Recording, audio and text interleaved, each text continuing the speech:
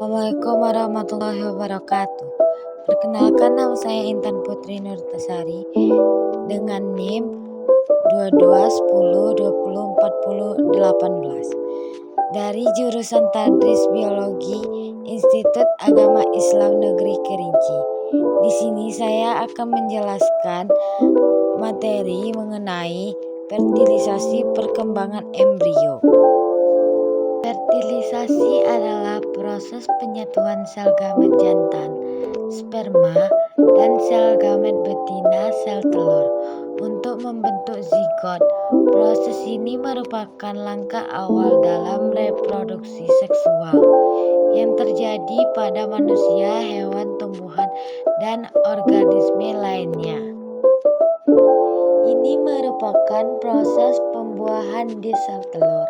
Dan di sini kita bisa melihat ada beberapa sperma yang berusaha masuk menuju ke inti sel. Tetapi untuk masuk ke dalam inti sel ini, sperma harus melewati 3 lapisan.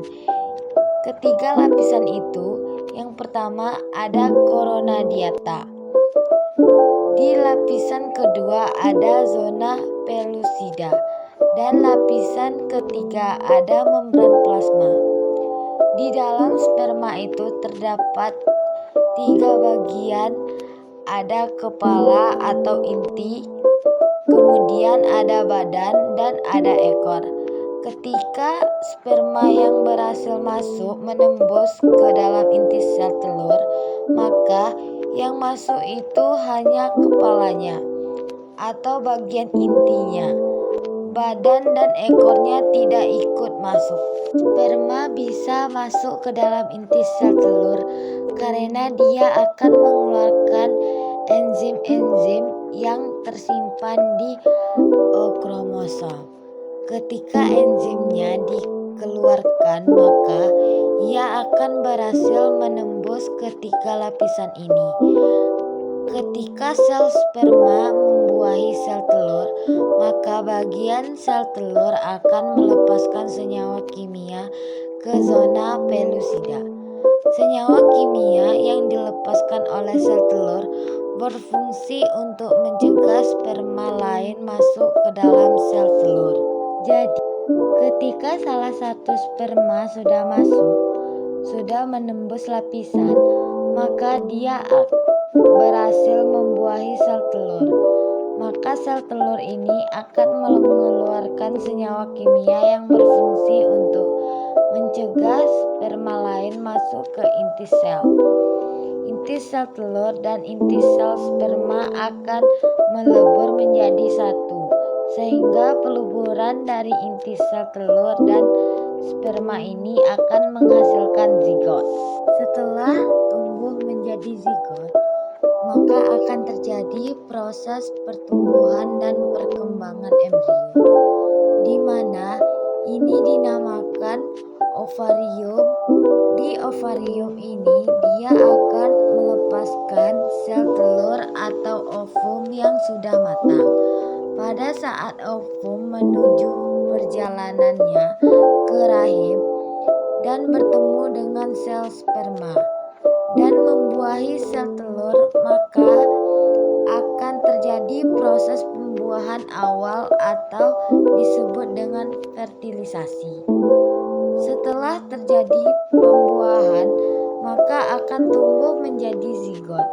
Dari zigot akan membelah, dan pada saat melakukan pembelahan di hari kedua akan tumbuh menjadi 2 sel.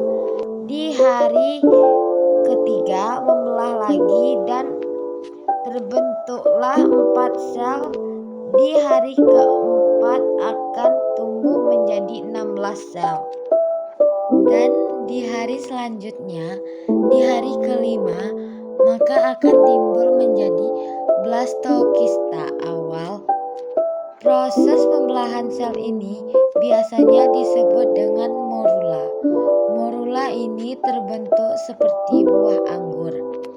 Kemudian setelah terjadi blastokista awal di hari kelima, maka di hari ke-6 dan ke-7 akan terjadi blastokista tahap akhir dan menempel ke dinding rahim, maka ia akan mengalami proses implantasi. Proses implantasi ini disebut dengan penempelan. Pada hari 12, terbentuknya lapisan luar atau ektodermis dan lapisan dalam atau endodermis pada embrio. Kemudian terbentuk lagi lapisan tengah yang disebut dengan mesodermis. Ketiga lapisan tersebut akan membelah dan membentuk bagian-bagian tubuh manusia. Organ yang dibentuknya pada lapisan ektodermis, organnya kulit dan sistem saraf. Pada lapisan endodermis, sistem pernapasan dan sistem pencernaan.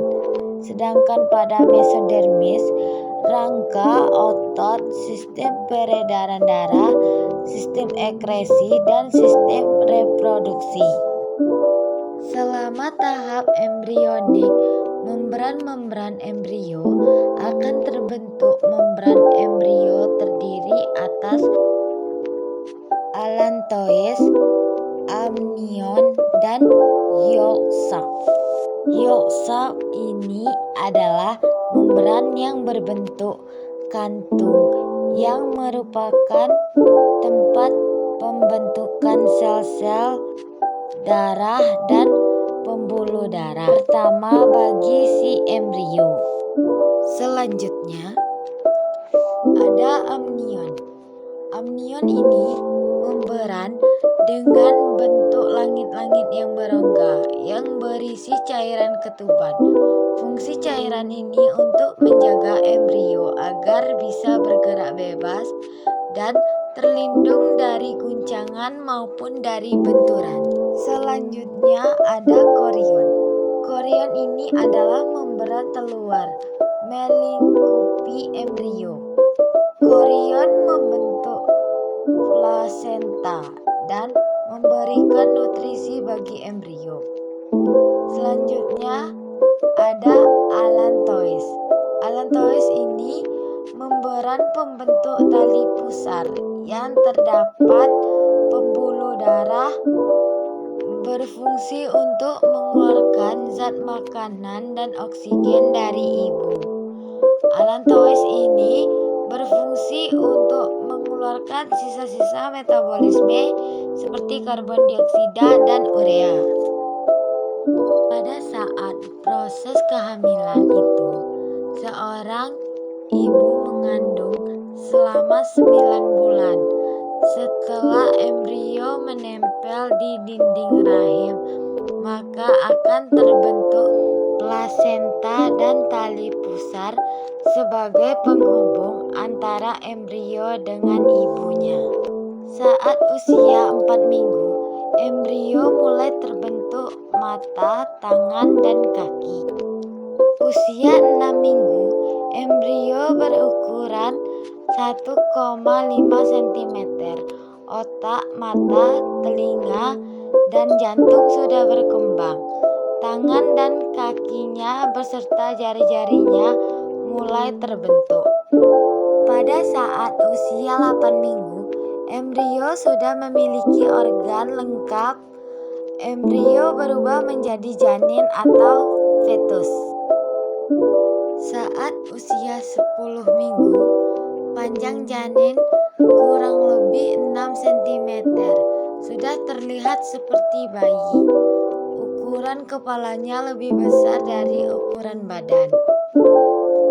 Usia 16 minggu, panjang janin telah mencapai 40 cm dan memiliki organ yang sudah lengkap. Setelah usia kehamilan mencapai kira-kira 9 bulan 10 hari, bayi siap dilahirkan.